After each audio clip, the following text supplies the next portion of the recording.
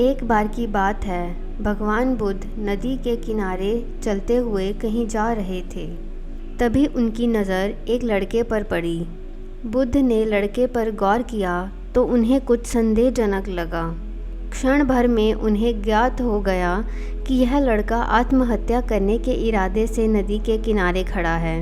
इससे पहले कि वह नदी से कूदता, गौतम बुद्ध ने लड़के को पकड़कर पीछे खींच लिया। वह लड़के को नदी से थोड़ा दूरी पर ले गए और मिट्टी के टीले पर बिठा दिया। लड़का रो रहा था।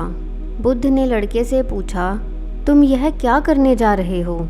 वह रोते हुए बीच में रुक रुक कर बोलने लगा, मुझे जाने दीजिए, मैं बहुत परेशान हूँ। इस जीवन से तो मैं तंग आ गया हूँ। मैं मर जाऊँ, बस यही आखिरी इच्छा है। बुद्ध ने उसे समझाया, आत्महत्या करना महापाप है। लड़का बोला, आज नहीं तो कल मुझे भूख से मर ही जाना है। इससे अच्छा है मैं आज ही मर जाऊं। व्यर्थ कष्ट उठाने का क्या फ़ायदा।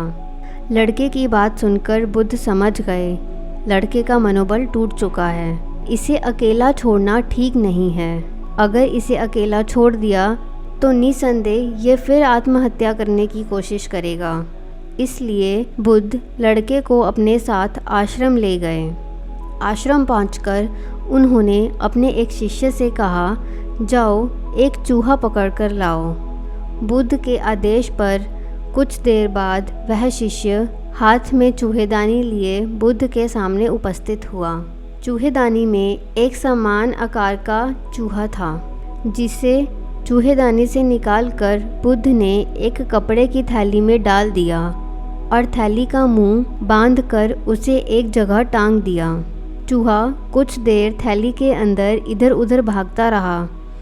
जब वह उछल कूद करके खुद को बाहर नहीं निकाल पाया, तब उसने थैली को काटना शुरू कर दिया। इस बार उसे अपने मेहनत का फल मिलने लगा। जैसे जैसे वह अपने दांतों को कपड़े की थैली में धंसाता गया, वैसे वैसे कपड़े के छोटे छोटे टुकड़े कुछ ज़मीन पर तो कुछ थैली के अंदर गिरने लगे। इस तरह वह थोड़ी देर में बाहर निकलने का रास्ता बनाने में सफल हुआ और वहाँ से तेज़ी से उछलते कूदते भाग गया। इसके बाद गौतम बुद्ध ने गुड़ का एक छोटा सा टुकड़ा लेकर रेत के ढेर पर रख दिया। गुड़ की महक से थोड़ी देर में वहाँ चींटियों का झुंड इकट्ठा हो गया। चींटियाँ रेत पर चढ़कर गुड़ तक पहुँचने की कोशिश करने लगी, लेकिन वह बड़ी मुश्किल के साथ ऊपर चढ़ती और रेत के साथ फिसलकर नीचे आ गिरती। फिर वह खुद को संभाल कर दोबारा गुड़ तक पहुँचने की कोशिश करने लगती। उनका गिरना संभलना काफ़ी देर तक चलता रहा। इस गिरने संभलने के दौरान एक पल ऐसा भी आया जब वह आखिरकार गुड़ तक पहुंच ही गई। लड़का इस खेल को बड़ी हैरानी के साथ देख रहा था, क्योंकि वह समझ नहीं पा रहा था बुद्ध यह सब क्यों कर रहे हैं। इस खेल को रचने के पीछे उनका मकसद क्या है। इसलिए उसने अपनी हैरानी दूर करने के लिए बुद्ध से पूछा, आप यह सब क्या कर रहे हो? तब बुद्ध ने कहा, मैं तुम्हें जीवन का सारांश समझा रहा हूँ। जीवन एक संघर्ष है। इस बात का जीता जागता उदाहरण तुम अपनी आँखों से देख चुके हो। तुमने देखा कि कैसे एक चूहा पिंजरे में कैद तुम्हारे सामने लाया गया, फिर उसे थैले में बांधकर टांग दिया गया। वह इधर उधर दौड़ता भागता, मगर उसे बाहर निकलने का कोई रास्ता नहीं मिला।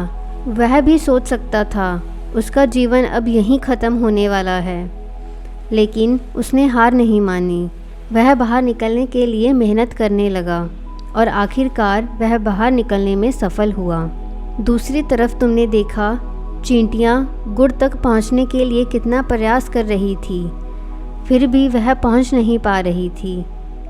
वह बार बार चढ़ती और बार बार गिरती, फिर भी उनका मनोबल नहीं टूटा, जिससे अंत में वह गुड़ तक पहुंच ही गई।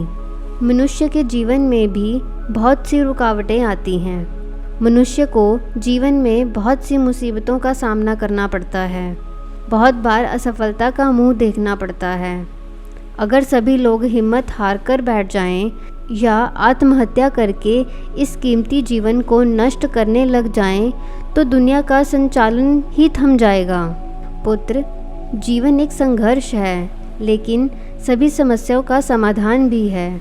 अपने अंदर आत्महत्या के विचार नहीं, आत्मविश्वास पैदा करो, क्योंकि समस्याओं से निकलने के लिए आवश्यकता है तो सिर्फ ना टूटने वाले साहस और सूझबूझ की। बुद्ध के इस उपदेश के बाद लड़के का मन बदल गया।